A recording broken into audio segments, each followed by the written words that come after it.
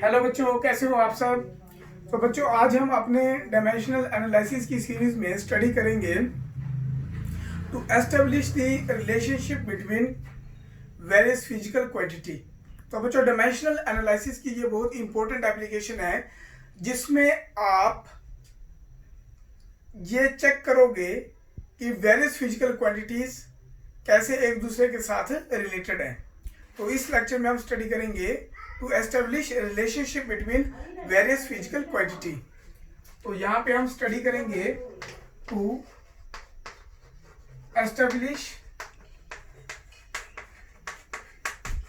Relationship between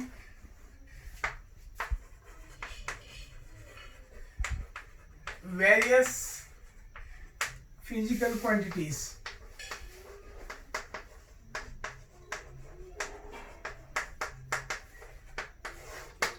तो बच्चों, सबसे जो कॉमन एग्जांपल है वो हमारे पास आती है पेंडुलम की। पेंडुलम की एग्जांपल सबसे कॉमन है। तो हम यहाँ पे एक डायग्राम ड्रॉ करते हैं। यहाँ पे आपका रिजिड स्पोर्ट है और इस रिजिड स्पोर्ट से आपका एल लेंथ के थ्रू, ये थ्रेड की लेंथ है जो एल है, यहाँ पे एक मेटालिक बॉब अटैच्ड है जिसका मास एम है। तो आपके पास एक मेटालिक बॉब अटैच्ड है स्ट्रिंग के साथ, जिस स्ट्रिंग की लेंथ कितनी है बच्चों, एल है, और मास कितना है जिसका एम है। अब हम क्या करेंगे, इस पर्टिकुलर मास को हम स्विंग करवाएंगे टू एंड फ्रो। तो हम चेक करेंगे कि ये जो स्विंग है ये कौन कौन से फैक्टर पे डिपेंड करती है। तो बच्चों, यहाँ पे ये एंगल कितना है बच्चों, थीटा। ये एंगल कितना है, थीटा।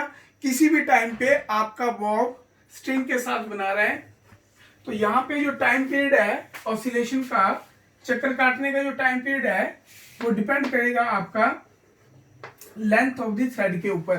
किसके ऊपर करेगा बच्चों, लेंथ ऑफ द थ्रेड के ऊपर आपका टाइम पीरियड डिपेंड करेगा। और किस पावर पे, एल की पावर ए हमें पता नहीं है कि ये पॉजिटिव नंबर है या नेगेटिव नंबर है, लेकिन हमें सिर्फ ये पता है कि जो लेंथ एल है वो डिपेंड करेगी आपकी ए के ऊपर। और यहाँ पे किसके ऊपर डिपेंड करिए बच्चों, मास के ऊपर। तो डायरेक्टली प्रोपोर्शनल टू मास, यहाँ पे ये लिखा हुआ है, ठीक है। और डायरेक्टली किसके ऊपर प्रोपोर्शनल कर रही है, एक्सेलरेशन ड्यू टू ग्रेविटी पे आपकी ये डिपेंड कर रही है। और एक और फैक्टर जिस पे डिपेंड कर रही है, that is theta, that is angular displacement, क्योंकि थीटा पे भी डिपेंड कर रही है। अब ध्यान से देखिए बच्चों, ये जो आपके पास थीटा है, ये जो थीटा है ये डायमेंशनलेस क्वांटिटी है। कौन सी क्वांटिटी है बेटा, ये डायमेंशनलेस क्वांटिटी। तो आप इसको इक्वेशन यहाँ पे पावर बी लिख लो एम की, जी की पावर सी लिख लो, क्योंकि ये डायमेंशनलेस है तो इसकी पावर आपके पास नहीं आएगी।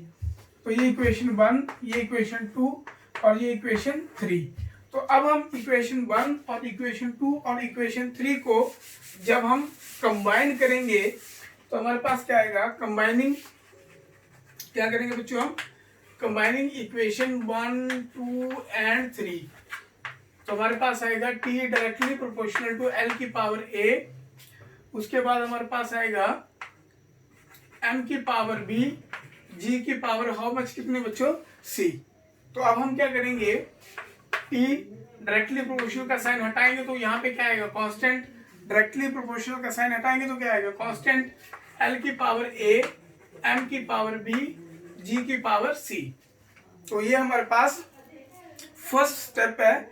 इसके बाद हम सेकंड स्टेप में क्या करेंगे बच्चों, यहाँ पे हम डायमेंशंस लिखेंगे। क्या लिखेंगे हम, यहाँ पे डायमेंशंस लिखेंगे। तो यहाँ पे हमारे पास इस तरफ की डायमेंशंस, लेफ्ट हैंड साइड की एम की पावर 0, एल की पावर 0 और टी यहाँ पे है, तो पावर कितनी है बच्चों, 1 विदिन स्क्वायर ब्रैकेट। जैसे मैंने आपको फर्स्ट लेक्चर में बताया था कि एम यहाँ पे गिवन नहीं है, तो एम की पावर 0, एम की पावर 0 का मतलब कितना होता है 1, एल की पावर 0 कितना मतलब होता है 1, और यहाँ पे आपके पास क्या है, टी की पावर कितनी है बच्चों, आपके पास 1, और यहाँ पे आपके पास क्या है, कांस्टेंट के, और यहाँ पे आप लिखोगे एल की पावर ए, और यहाँ पे बच्चों क्या लिखोगे आप, एम की पावर बी, और यहाँ पे आपके पास ये एक्सेलरेशन ड्यू टू ग्रेविटी है। तो एक्सेलरेशन ड्यू टू ग्रेविटी हो चाहे एक्सेलरेशन हो, दोनों की डायमेंशंस क्या आएंगी, सेम आएंगी। तो आप यहाँ पे क्या लिखोगे, LT-2। तो अब आप नेक्स्ट स्टेप में क्या करोगे, equating coefficient of like power both sides. जैसे m की जो पावर लेफ्ट हैंड साइड में है, m की पावर राइट हैंड साइड में, इन दोनों को आप इक्वेट करोगे। तो यहाँ पे m की पावर कितनी है बच्चों, आपके पास b है। m की पावर कितनी है आपके पास, b है। तो b is equal to how much बच्चों, 0। और उसके बाद आपके पास l यहाँ पे कितना है बच्चों, a, और यहाँ पे l कितना आपके पास, c।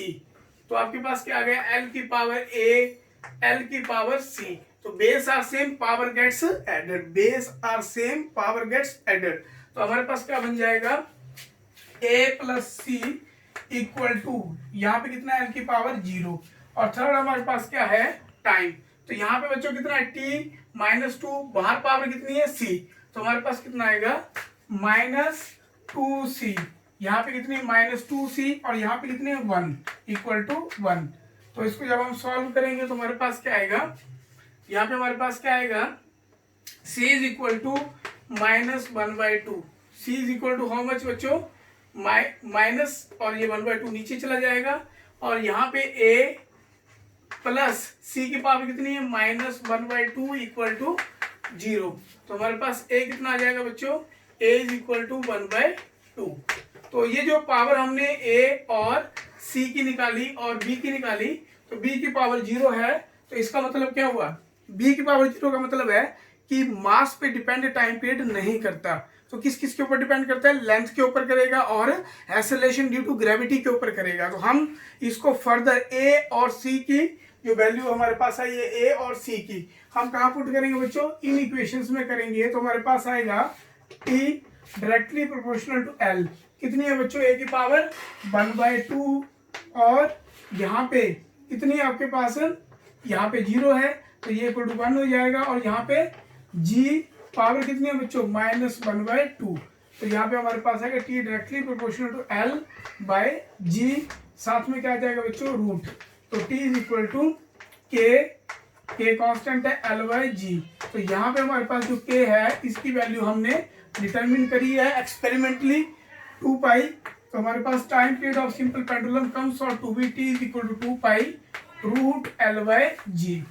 तो फटाफट मैं बिल्कुल फास्ट तरीके से आपको ये बताऊंगा कि डायमेंशनल एनालिसिस आपकी कैसे हेल्प करती है एक पर्टिकुलर रिलेशन एस्टेब्लिश करने में। जैसे हमारे पास, हमें पता है कि जब भी हम एक पेंडुलम को स्विंग करवाएंगे, तो पेंडुलम को जब हम स्विंग करवाएंगे तो पेंडुलम का जो टाइम पीरियड है वो किसके ऊपर डिपेंड कर रहा है, लेंथ के ऊपर।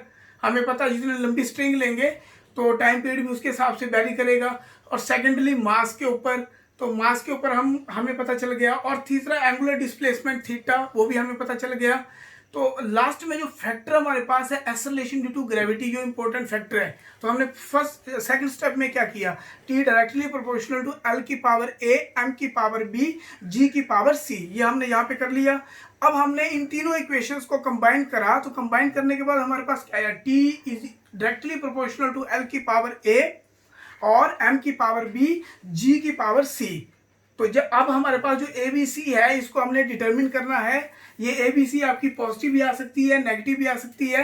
तो अगले स्टेप में हम क्या करेंगे, डायमेंशंस लिखेंगे दोनों तरफ, लेफ्ट हैंड साइड में भी लिखेंगे और राइट हैंड साइड में भी लिखेंगे। लेफ्ट हैंड साइड में डायमेंशंस लिखेंगे, t की डायमेंशंस कितनी आएगी आपके पास, t की डायमेंशन t, और l की डायमेंशन l की पावर a, m की डायमेंशन b, m की पावर b, और एक्सेलरेशन ड्यू टू ग्रेविटी की कितनी आएगी आपके पास, LT-2 की पावर हाउ मच कितनी आएगी बच्चों, c आएगी। तो जब हम इनकी पावर इक्वेट करेंगे, लेफ्ट हैंड साइड में जो कोफिशिएंट है उनकी पावर, अब जब हम राइट हैंड साइड में जो कोफिशिएंट है उनके साथ कंपेयर करेंगे, तो यहाँ पे हमारे पास जो पर्टिकुलर वैल्यू आएंगी वो हमने करके देखी, b is equal to 0, a is equal to 1/2 और c इज इक्वल टू -1/2। जब इन पर्टिकुलर वैल्यूज को हम जो हमारी इनिशियल इक्वेशन है उसमें हम पुट करेंगे, तो हमारे पास आएगा t directly proportional to l/2 directly proportional to root l/g और t is equal to k root l/g। तो this is the formula for time period.